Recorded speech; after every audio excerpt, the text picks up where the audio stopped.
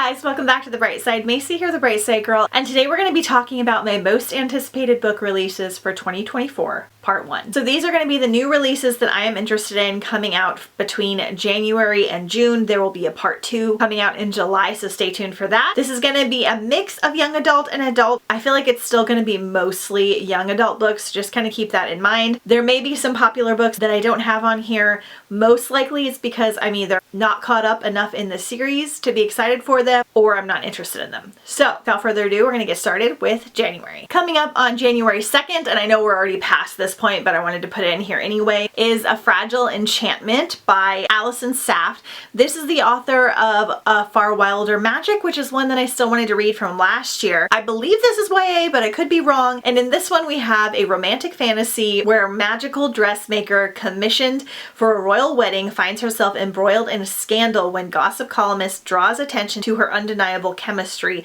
with the groom, which I'm assuming is going to be like a prince or something. So that sounds really good. Combined with this gorgeous cover makes me very interested. Coming out on January 9th is Somewhere in the Deep by Tanvia Burwa. This one, of course, caught my eye because we're getting like ocean magical vibes. This is a YA fantasy where 17-year-old Cresta Dune is buried under the weight of her dead parents' debt and in the ruinous legacy they left behind. The only way she can earn enough money to escape her unforgiving island is by battling monstrous creatures in an underground fighting pit. After one fight goes terribly wrong, she's banned from the pits, and now hopeless, she's offered a deal. In exchange for erasing her debts, she must join and protect a hunting party for a rescue mission deep within the mining caves beneath the island. So you know I am here for this. It's something that I will keep in mind for Mermaid Marathon, and I'm hoping to get to it. Islands, oceans, water creatures, crossing our fingers for some mermaids, but it sounds amazing. Next we have Water's Break by Sophia L. Hansen. I believe this is coming out on January 9th, but I'm not entirely sure. Nika would do anything to avoid the hassles of her sister's bonding ceremony,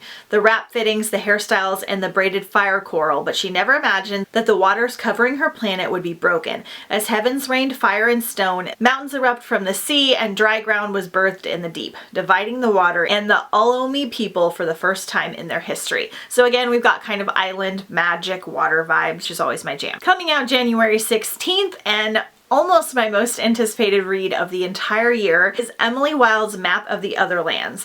So this is Emily Wilde book 2. Emily Wilde's Encyclopedia of Fairies is tied for my favorite book of 2023, and this one is no exception. It looks amazing. I can't say too much about it because I don't want to give it away, but the first book is an adult fantasy cozy romance with fae and magic. It's humorous, it's charming. I've talked about it a lot, so I'm very excited for this second book. Coming out on January 23rd is Into the Sunken City. Again, another like water-based novel. So this says it's perfect for fans of Fable and House of Salt and Sorrow. It is a YA fantasy adventure debut that is a twist on Treasure Island. There is a slowly sinking city of Cocochino, Mexico. The days are long, the money is tight, and the rain never stops. For Jin Haldar, this life is nothing new. Ever since her father died in a diving accident, she's barely made ends meet for her and her young sister. Enter Bahili, a drifter who offers Jin and Thara, her sister, the score of a lifetime, a massive stash of gold hidden in the sunken ruins of Las Vegas. So we've got like a treasure hunt water vibe. This is one I'm kind of keeping in mind for Hike-a-thon. Sounds amazing. Next we have Invocations by Crystal Sutherland, coming out on January 30th. I read her House of Hollows book 2 years ago and I really loved it, so I've been meaning to check out more from her. I think this one leans more adult.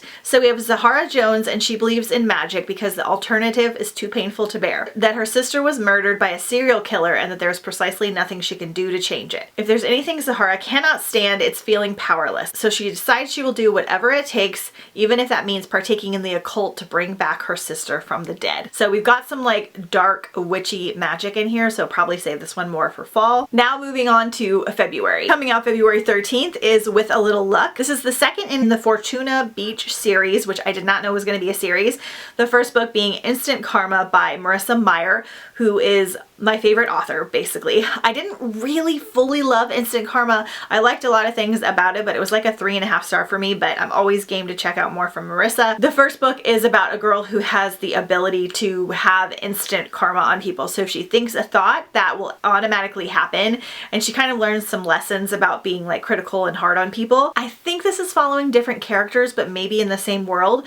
So Jude is determined to fly under the radar. He just wants to draw his comics, host regular D&D nights nights with his friends, work at his parents' vinyl record store, and escape high school as unscathed as possible. That is until the night he comes across a mysterious 20-sided dice and finds himself inexplicably gifted with a bout of supernatural good luck. So I think it's going to be a similar premise, but with a male character, a little bit of a different type of magic, some D&D elements, so it sounds very good. Coming out February 20th is A Tempest of Tea by Hafsa Fazil. On the streets of White Roaring, Arthi Casimir is a criminal mastermind and the collector of secrets. Her prestigious tea room transforms into an illegal bloodhouse by dark, catering to the vampires feared by society. But when her establishment is threatened, she is forced to strike an unlikely deal with an alluring adversary to save it, and she can't do the job alone. So we have tea and vampires, and that's all I needed to know. Coming out on February 29th is Compass and Blade by Rachel Greenlaw. On a remote island of Rosevere, Mira, like her mother before her, is a wrecker, one of the 7 of the rope who swim out to shipwrecks to plunder them. Mira's job is to rescue survivors, if there are any. After all, she never feels the cold of the frigid ocean waters, and the waves seem to sing to her soul. But the people of the Rosevere never admit the truth, that they set the beacons themselves to lure the ships into the rocks. So again, we got kind of a mermaid vibe, kind of a treasure hunt, definitely ocean, maybe piratey. I'm loving all of these new books coming out. I think this one again is YA. Again, probably saving it for Mermaid Marathon this summer. Next we have Snow Globe by So-Young Park. This is coming out February 27th.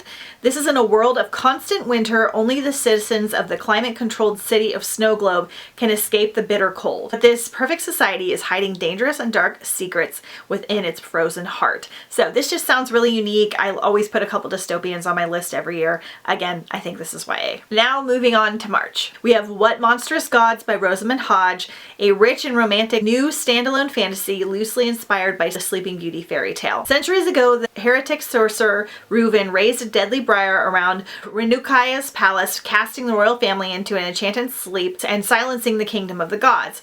Born with a miraculous gift, Lila's destiny is to kill Reuven and wake the royals, but when she succeeds, she finds her duty is not yet complete, for now she must marry into the royal family and forge a pact for good or die. So I love Rosamund Hodge. Her fairy tale retellings are so good. Always romantic and dark and lush, so I'm very excited to read something new from her. Coming out March 12th is Meet Me in the Fourth Dimension. It's easy to believe in the apocalypse when you're losing your religion.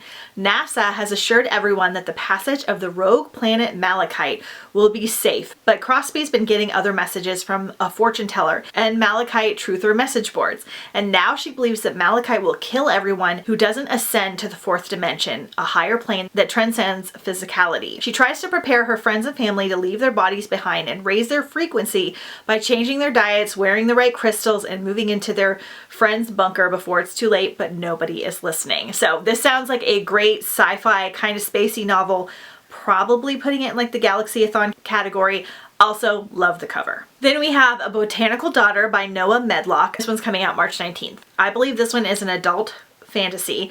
So it says Mexican Gothic meets The Lie Tree by the way of Oscar Wilde and Mary Shelley. It is an unusual thing to live in Botanical Garden, but Simon and Gregor are an unusual pair of gentlemen. Hidden away in their glass sanctuary from the disapproving tattle of Victorian London, they are free to follow their own interests without interference. For Simon, this means long hours in the dark basement workshop working on his taxidermical art. Gregor's business is exotic plants, lucrative but harmless enough, until his latest acquisition, a strange fungus which shows signs of intelligence beyond any plant he's seen, inspires him to attempt a masterwork, true intelligent life from plant matter. So this one sounds really dark and fun, kind of like Frankenstein-esque, but with plants. So you know that I'm here for this. Next up is April. Coming out on April 2nd is Otherworldly by F.T. Lucan. So 17-year-old Ellery is a non-believer in religion where people swear the supernatural is real. Sure, they've been stuck in a 5-year winter, but there's got to be a scientific explanation. If goddesses were real, they wouldn't abandon their charges like this, leaving farmers like Ellery's family to scrape by. So we've got kind of a permanent winter gods and goddess magic situation. Again, this one is YA and it just looks really interesting. Coming out April 9th, another adult fantasy. This is The Familiar by Leigh Bardugo. I really love Leigh Bardugo. I'm very nervous for this one because I don't think Ninth House is for me based on what a lot of people have told me, and I don't know how dark and twisty this book is going to get, but I know that it's about vampires. I don't know anything else about it. I'm not going to read the synopsis because I kind of want to go in blind. So excited and nervous to try this one out. Coming out on April 25th is How to Become the Dark Lord or die trying. This one sounds so quirky and fun. I believe this one is adult. It says Groundhog Day meets Guardians of the Galaxy, which is right up my alley. So Davia has done all of this before. She's tried to be the hero and take down the all-powerful Dark Lord. 100 times she's railed humanity and made the final charge, but the time loop gets her in the end. Sometimes she's killed quickly, sometimes it takes a while, but she's been defeated every time. This time, she's done trying to be the hero and done being stuck in this endless time loop. If the Dark Lord always wins, then maybe that's who she needs to be. It's Davia's turn to play with the winning side. Sounds very quirky and fun. Next up is May. Coming out May 14th is It Waits in the Forest. Unlike the other residents of the small Caribbean island of St. Vigil, Selena da Silva does not believe in magic. With a logical mind and a knack for botany, Selena used to dream of leaving the island to study pharmacology until a vicious unsolved attack left her father dead and her mother in a coma. Now her guilt over her mother's condition keeps her tethered to the island, relegated to coning gullible tourists with the usual talismans and phony projection rituals. But when one of the tourists ends up at the center of a string of strange murders, the truth that Selena has been denying can no longer be. There is evil lurking in the forest that surrounds St. Vigil. So, sounds really cool. Murder mystery, but also kind of nature vibes. Now moving on to June. Another one without a cover, so I'm not entirely sure if the date's gonna stay correct. And I only have 2 in June that I'm putting on this list. So we have The Wilderness of Girls by Madeline Claire Franklin. After being placed in foster care, Ree is hungry for a fresh start and begins working at the Happy Valley Wildlife Preserve. While in the woods, she stumbles upon a surreal pack of wolves guarding 4 feral and majestic girls.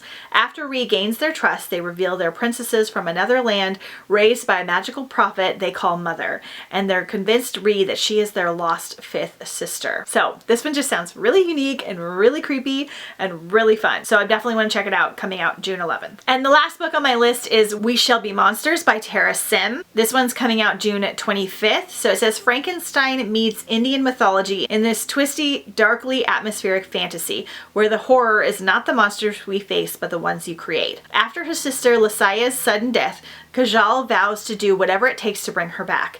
No cost is too great, even if it means preventing Lysia's soul from joining the cycle of reincarnation. But as Kajal prepares for a resurrection, her sister's trapped soul warps into Bhuta, a violent, wraith-like spirit hell-bent on murdering those who wronged it in life. With each kill, the Bhuta becomes stronger and fiercer, and Kajal's chance of resurrecting Lysia with her soul intact grow slimmer. So this is like a creepy Frankenstein retelling almost, and it sounds amazing. Definitely something I'll save for fall. Those are all the ones that I want to talk about so far. I may have missed a couple. The dates may not be 100% correct. I'm going a lot off Goodreads. Let me know if any of these sound good to you as well, if you plan on reading any of them, or if there are any ones that I missed that you're really excited for down below in the comments. Don't forget to follow me on Instagram at The Bright Side Girl if you haven't already, and I will see you guys next time on The Bright Side.